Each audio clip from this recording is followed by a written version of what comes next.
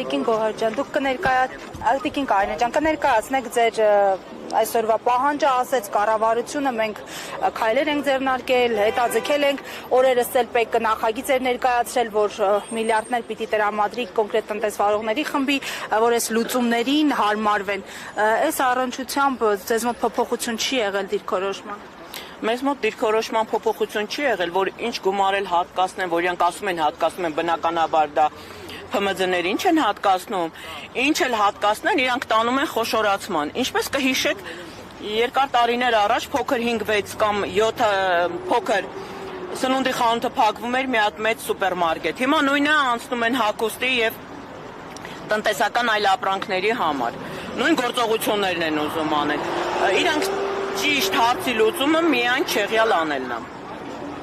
Եվ Տիկին Կարինե,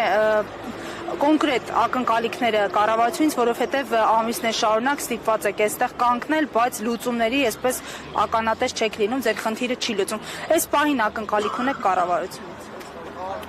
Չէ, վստահ չեմ կարող ասեմ, բայց եթե ակնկալիքներ չունենք, դրա ճանապարհը կա միայն պահանջել իր հեռացումը։ Եթե մի երկրի կառավարիչ չի կարողանում իր երկիրը կառավարի եւ ինքը օֆիցիալ հայտարարում է, որ 7 տարի նույն դասարանում է մնացել, ինձ թվում է դպրոցներում եթե մի աշակերտ 3 տարի է նույն դասարանում մնում, նրան հեռացնում են, որովհետեւ նա արդեն ի վիճակի չի սովորելու, բայց ինքը 7 տարի նույն դասարանում է մնացել։ Ուրեմն իր հեռացման ժամանակը կգա, որ ինքը չի կարող իր սխալներն ուղղի, ուրեմն ինքը 7 տարի եթե մնացել է դասանում, խնդրեմ գնանք բոլոր դպրոցներում,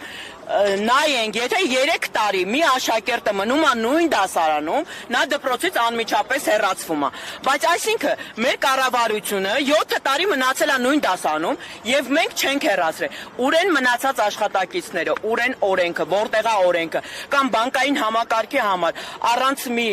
թույլատրություն ունենալու ինքն ասում է բոլորն ինձ հասանել է։ Խի դուք ով եք, անկախ ամեն ինչից վարչապետ եք։ Դուք իրավունք չունեք, բանկային համակարգը ամբողջ աշխարհում գաղտնիք է։ Դուք իրավունք չունեք նման հայտարարություն, անգամ ներքին կարգով եթե դուք տիրապետում եք, օֆիցիալ հայտարարություն անելու իրավունք չունեք։ Իսկ հավաքված ստորագրությունները իզորոն ինչ-որ բան փոխել, քանի որ ակցիաները տեսնում ենք, որ ինչ-որ օգուտ չեն տալիս։ Եթե մեր դիմաց գիտակից մարդ նստած լինի, իզորու է։ Պապոյանը ինչ է ասում այս առնչությամբ, մի քանի անգամ հանդիպեցիք, լսեց, ինչ-որ քննարկումներ եղան, ինքը տեղյակ է, որ այդ խնդիրը չի լուծվել։ Այո, տեղյակ է, իրանք ուղղակի որպես նախարարություններ աշխատավարձ են ստանում, ոչ մի գործողություն չեն անում հասարակ քաղաքացու համար, այսինքն մանր ու միջին բիզնեսի համար ոչ մի գործողություն չեն անում։ Իրանք, այսինքն հրամանը մի հոգուց է։ Մենք արդեն հասկանում ենք։ Ոչ մի բան։ Իրանց իրավասությունից դուրս է։ Էկոնոմիկայի նախարարություն այդ հարցով ինձ ընդունեցին ընդեղի իրանց աշխատակիցների տեղակալներից մի երկու հոգի հարկայինցել են եկել եւ մյուսները, խնդրեմ։ Հա, մյուսները եկան ինձ ասեցին մենք ամեն հարցով խոսք օրինակ ձեզ եթե պետքա կարող աջակցենք։ Ես մի քանի հարցեր տվեցի իրանց ոնց որ անհասկանալի դառավ, հետո ասին դա էկոնոմիկայի նախարարությունը ասեց դա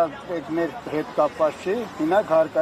հարկայինն էլ ես ասում եմ դուք օրենքներ եք տանում, որ այժմ այն ժողովուրդը ի վիճակի չի, դուք անցել եք պաշտպանում եք ոչ թե ժողովրդի շահերը, դուք պաշտպանում եք այժմյան բանկերի թալանչի բանկերի ղեկավարներին, որոնք ինչով են զբաղված, նրանք ամեն ինչ ուզում են գցեն, ամեն մի գործարք գցեն բանկի մեջ, որտեղից իրանք ունեն մեծ շահույթներ։ Դրանցից դժվարներից մեկը ես եմ, որով իրենք առանց զգուշացնելու ինձից 2020 թվական հիշում եք կորոնավիրուսի ժամանակ այն ժամանակ բանկերը փակ են, մենք չենք կարող որևիցե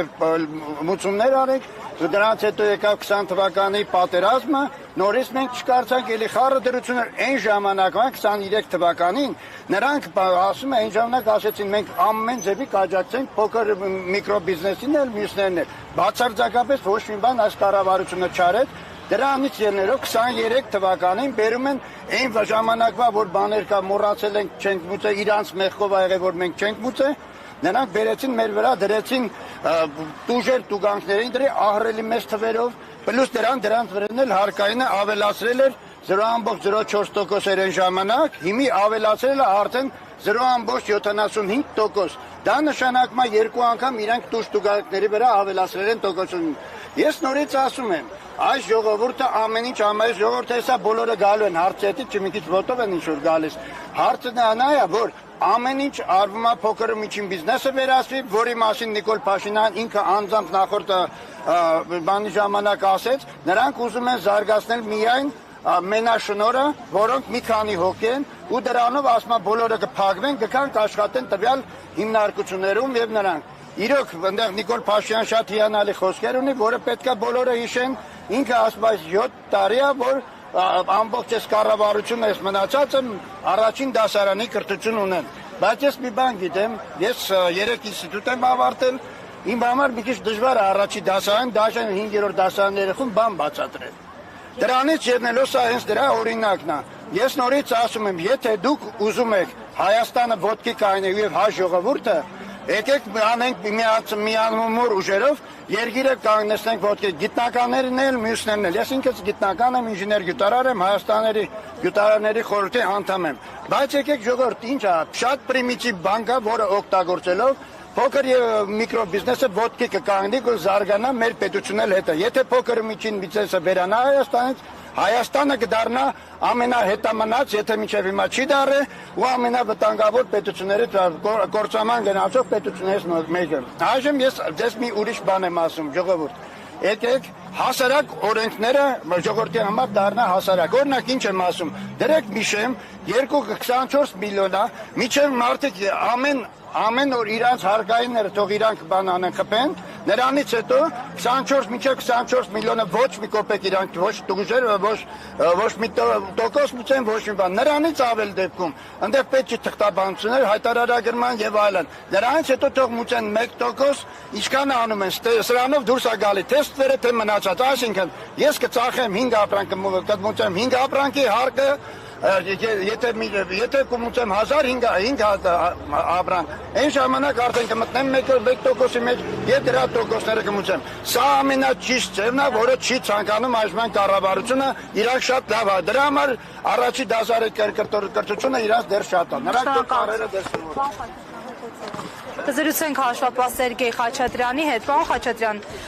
ձեր պահանջը ներկայացրեք, այստեղ հաշվապահների ասոցիացիայից ներկայացուցիչ կա, գիտեմ, որ այստեղ այսօրվա հավաքի նախաձեռնողներից մեկն էլ դուք եք։ Ինչ եք ակնկալում կառավարությունից, եթե եկել եք այստեղ։ Տեսեք, հա, իհարկե։ Տեսեք, ուրեմն օրենք ընդունվեց, որ 2025 թվականի հուլիսի 1-ից հաշվապահական իրավաբանական ծառայություն մատուցող ընկերությունները պետք է պարտադիր աշխատեն ավելացված արժեքի հարկի դաշտում։ Ուրեմն այդ քննարկումները, որ կատարվել են, քննարկումների ժամանակ մեր ձայնը լսելի չի եղել, մեր օբյեկտի դիտարկումները հաշվի չի առնվել եւ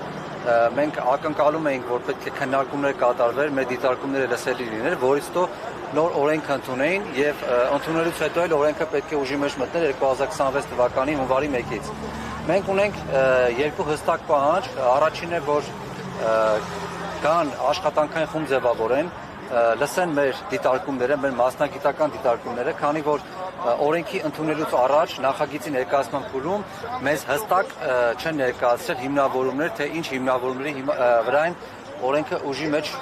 ընդունել։ Եվ երկրորդը, որ եթե արդեն համարենք, մենք էլ որ ընդունենք, որ օրենքը պետք է ուժի մեջ մտնի գոնե 2026 թվականի հունվարի 1-ից, տեսեք, իմ խորը մասնագիտական դիտարկումներով 2026 թվականի հունվարի 1-ից եթե օրենք ուժի մեջ չմտնի եւ այլ ուժի մեջ մտնի հուլիսի 1-ից, մեզ բարդություններ են առաջացնելու, որովհետեւ ուրիշ բան է հաշվապահական հաշվառումը վարվել շրջանառության հարկի դաշտում, ուրիշ բան է ընդհանուր հարկման դաշտում եւ տարվա կեսից հարկման դաշտի փոփոխությունները մեզ դժվարություններ են առաջացնելու։ Ինչ դժվարություն, օրինակ շրջանառության հարկման դաշտում դրամարկային գրքի վարում չի իրականացվում։ Շրջանառության հարկի դաշտում փաստաթղթ շրջանառությունը այլ է, քան ընդհանուր հարկման դաշտում։ Գործընկերներին պետք է առաջարկի բարձր արժեքներ։ Տարվա կեսից 2-3 ամսվա ընթացքում առաջարկել բարձր արժեքներ գրեթե հնարավոր չի լինի եւ երրորդը մեր դիտարկմամբ այս օրենքի փոփոխությունները ոչ թե բերելու են ստվերի դաշտից շրջանառության հարկվճարողներին, որ անցկացրեցին ընդհանուր հարկման դաշտ, ստվերի դաշտից բերելու են օրինականության դաշտ, այլ հակառակը օրինական դաշտում աշխատողները անցնելու են ստվերի դաշտ։ Մեր դիտարկումները սրանք են եւ մենք խնդրում ենք, որ մեր ասածները լսելի լինի եւ եթե օրենքը ուժի մեջ է մտնելու, գոնե ուժի մեջ մտնի հունվարի 1-ից, մինչ այդ կատարվի քննարկումներ։ Այս է մեր առաջարկությունները։ Շնորհակալություն։